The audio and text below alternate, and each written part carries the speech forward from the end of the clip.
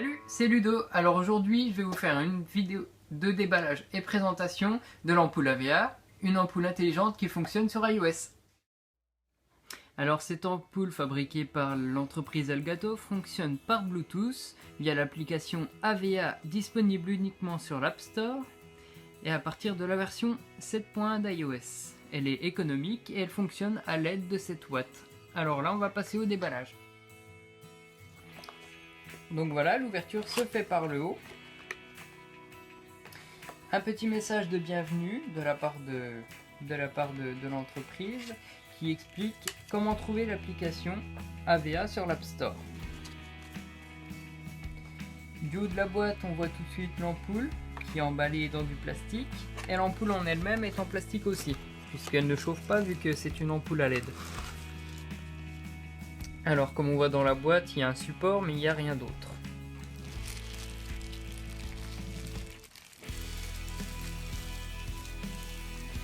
Et donc voici l'ampoule, on va pouvoir la tester à partir du moment où il commencera à faire nuit pour se mettre un peu plus facilement dans l'ambiance.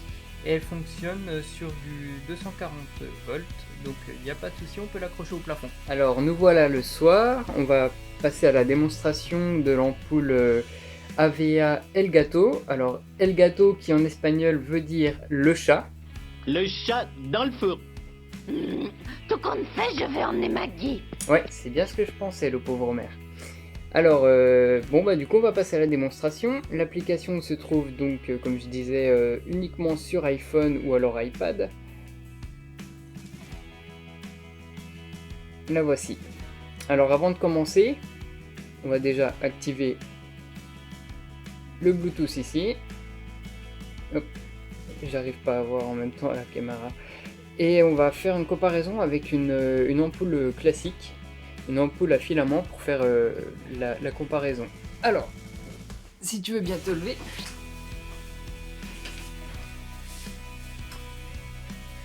Donc voici une ampoule à filament. Donc on voit à peu près l'éclairage que ça donne. Je filme pas l'ampoule. Voilà. Et ensuite l'ampoule, le rendu avec une ampoule à LED. Voilà, le rendu est à peu près similaire, sachant qu'on peut varier, il y a plusieurs nuances de blanc et on peut changer. Donc on va repasser à la démonstration sur iPhone.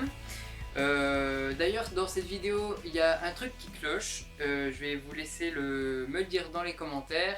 Et celui qui gagne ne gagne rien parce qu'il n'y a rien à gagner. Alors on va se remettre en place et on reprend là où on en était sur l'application. Voilà, ça y est. Alors ici, on nous propose Moment Magique. Alors il y a deux moyens de l'activer. On peut aller soit dessus, l'activer ici et régler la couleur, enfin l'intensité de la lumière plutôt. Ou alors revenir en arrière et glisser vers la droite comme ça. Donc on voit que à ce moment-là, les lumières sont plus rouges et oranges, il y a des variations entre les deux, tout comme l'aurore boréale qui sera plus entre le bleu et le vert, si je ne me trompe pas. Alors, il y a du mal à voir le bleu, hein. Ouais. On va mieux attendre que ça passe au vert. On va augmenter la luminosité à ce moment-là.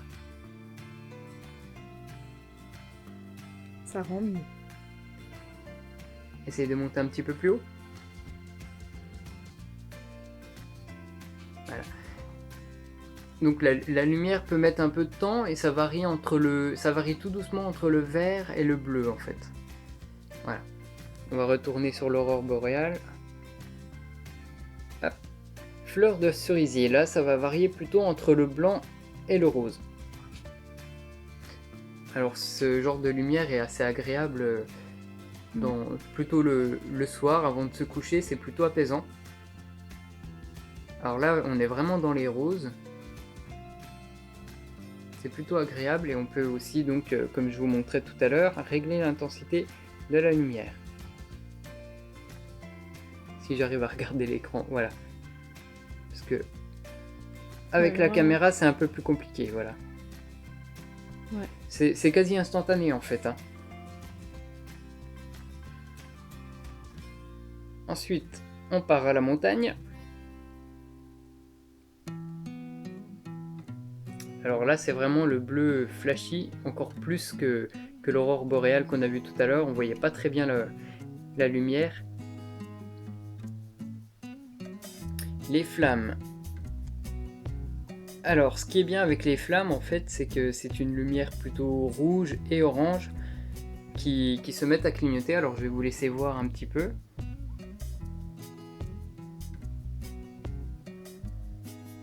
On voit à peine la variation dans la vidéo, mais le rendu est plutôt bien quand on est dedans. Les forêts enchantées.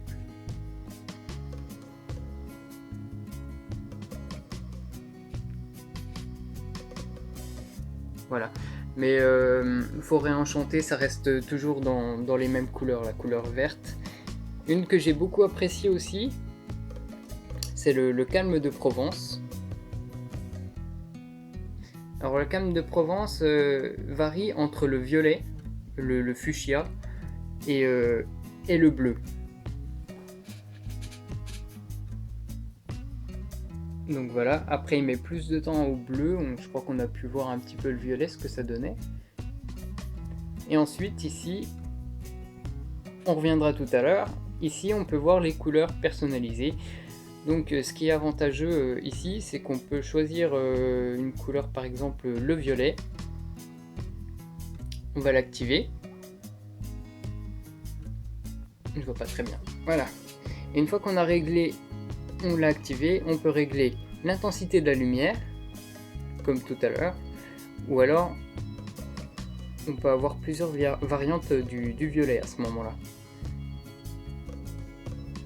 En allant vers la droite, on va plus vers les rouges, le violet vraiment pétant. Et en allant à gauche, des couleurs un peu plus froides, qui varient plus vers le bleu. Puis c'est pareil avec toutes les autres. Voilà, et avec toutes les autres couleurs. Alors, avec le blanc, on peut simuler une ampoule à filament, comme je vous ai montré tout à l'heure. Donc je mets la luminosité à fond. Et ensuite, ici, on peut varier entre le blanc qui va plus vers le bleu, ou alors plus vers le jaune. Et personnellement, je préfère un peu plus vers le jaune, c'est ce qui correspond le plus à un éclairage plutôt d'une ampoule classique. Voilà, donc on va pas toutes les passer, on va passer directement à la lumière de réveil. Alors ce qui est bien à la lumière de réveil, c'est qu'elle c'est un réveil que l'on peut programmer, mais lui-même va se déclencher une dizaine de minutes à l'avance. Alors ici on peut donc le programmer, mais avant on va régler le réveil, comme un réveil classique, hein. Je vais mettre... bon, je vais laisser ouais, allez, 19h40. Le problème c'est qu'on peut pas faire de démonstration réellement. Quelle heure il est là exactement? 39. Alors, toc. Je vais mettre 42. Frappé. Forcément. Ouais, racheté par Microsoft, alors Mais des fois... un petit peu plus comme ça. Ah oui. J'ai pu avoir le focus. C'est bon. Alors ici en fait par défaut on retrouve la sonnerie du chant des oiseaux. C'est un chant plutôt naturel. Et en haut on retrouve les morceaux, en fait toutes les musiques que vous pouvez avoir sur votre appareil, que vous pouvez mettre en réveil avec l'ampoule AV1. On va l'éteindre. Voilà, on va programmer pour 19h42. Une fois qu'elle est programmée, elle s'allume 10 minutes à l'avance, donc elle s'allume vraiment tout doucement, c'est très progressif. Et on voit un décompte au moment où le réveil doit s'arrêter et doit nous réveiller.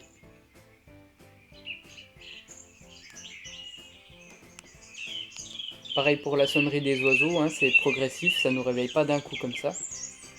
On voit la lumière qui augmente. Oui, on avait déjà testé en plus. La lumière, ouais, c'est vrai que la lumière augmente. On avait déjà testé le réveil.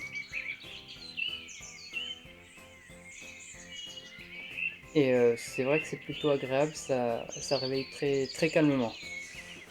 On va laisser comme ça et on va accélérer un petit peu la vidéo.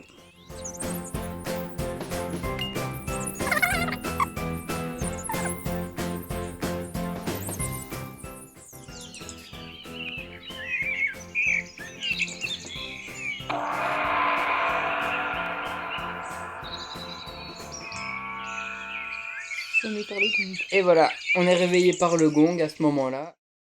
Donc voilà, la vidéo se termine là.